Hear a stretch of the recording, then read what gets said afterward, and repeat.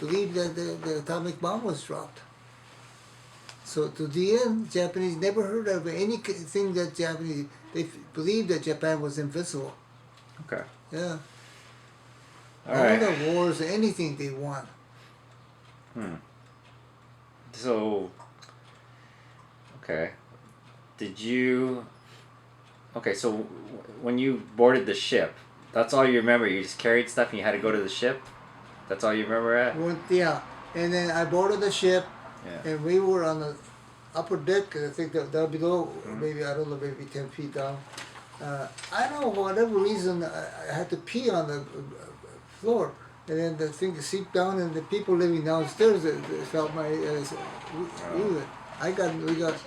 The official came up and warned me about that. I recall that, yeah. Other than that, I don't recall. But the food was available. I mean, any kind of food was available, which it wasn't in the shack in the Manchuria. Oh, so you ate. Well, you're like, Wow. Wow, gee, this is wonderful. I had a first piece of banana. I thought it was the most delicious thing I ever eaten in my life. Yeah. It was a half-rotten banana. For banana is really ripe. It's pretty tasty, I guess, you know. Little sugar in there. Oh. Okay. Sorry. Yeah, go ahead. What else do you remember about the ship? Do you know the name? Do you remember, describe the cabin? How many people were on it? You know. You mean the evacuation boat from Yeah. I don't know the name, but all I know is I think it must have been some large ship, fishing boat. And I see people there boarding the ship, and some Japanese. I could tell from them that they say this America is no good, this or that or something. I think they were communists. Now they're Japanese people who were in the camp who turned communists. You know. That's the best guess I could have, you know. How long was the trip? Remember? A day? Shit. Not that long, was it? Nah. I think it's a few hundred miles at most, I would think. Not even that. Okay. God, you were stuck for a few hundred miles. And then you remember getting off the ship and reaching Japan again? Were you real happy? Then getting off this is springtime. Getting off the ship, what I recall was that we were sprayed with the DDT. Okay. That's considered no, you know, it's poisonous, harmful. All of the body, because they didn't know what kind of germ we were carrying, you know. I recall that, yeah. You all got sprayed. We all got sprayed, I'm sure. Like, you had to get naked and get sprayed? Or you had your clothes on, or what? That I don't know. Okay. I don't think we took our clothes completely. You would have been like 10 or something, 11 years old, right? 10 or 11 at that point? 38. Oh no, you've been 9. 9 years old, maybe. Yeah, it could be 9, yeah. That's old enough to remember, I think. So... Like I said, spot memory, I go like quite a ways to when I was 1. Yeah. But then nothing from 1 to 3 or 4, you know. And spot memory from 4 to 5 or something. Yeah. But here's the bottle. Isn't there a bottle? Yeah, I have to make the. So... Oh, Olivia's crying. So... You remember going from the boat to the train? Go to the train? Yeah, you don't remember anything? Anything about transferring? Did you stay? You went immediately, right? You didn't stay in Sasebo at all? I don't have a recollection of that, but after the evacuation boat from Manchuria Darien to Sasebo,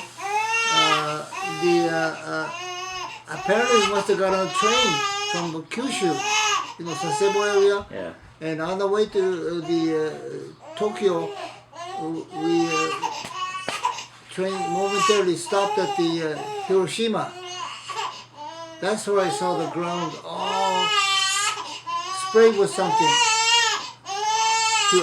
I'm guessing, imagine too, you didn't want the residue, radioactive residue, people inhaling that, you know? because radioactive life, I'd say about probably a couple thousand, couple hundred years.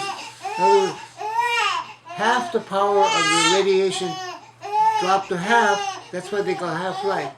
120 years or 100 some years, it's full life, and then gradually become a half-life.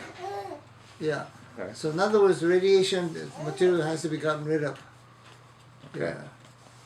In other words, if you get exposed to too long, 600 Methane or something, then you not very. You could get killed. You know. Yeah. All right. So then you land in Tokyo.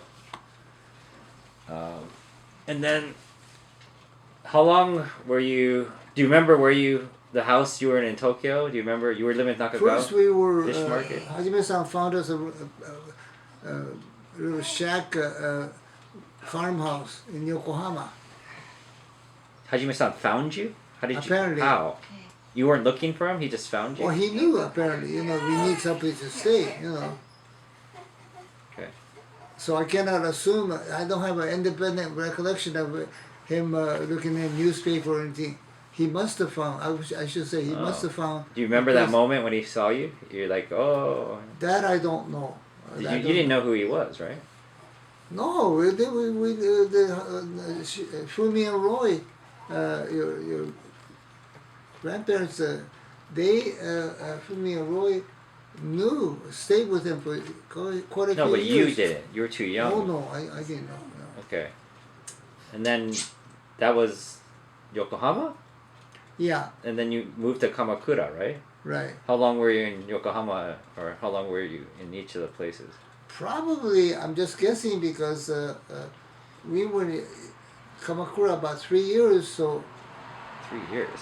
Oh wow. 3 years I would say. 3 That's years. because you had left Japan in 1950. So.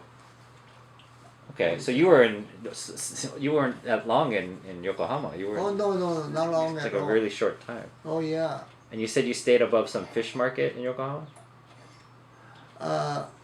Or Kamakura? No, farmers. Yeah.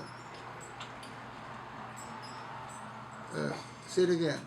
Do you remember where you stayed in Yokohama? What was it? What kind? That was a farmer's extra room they had or something. Farmer's extra room. Yeah. Okay. And then Kamakura, you remember where you were there? Yeah. That was near Zaimokuza. That's yours, Richard. Oh. Richard.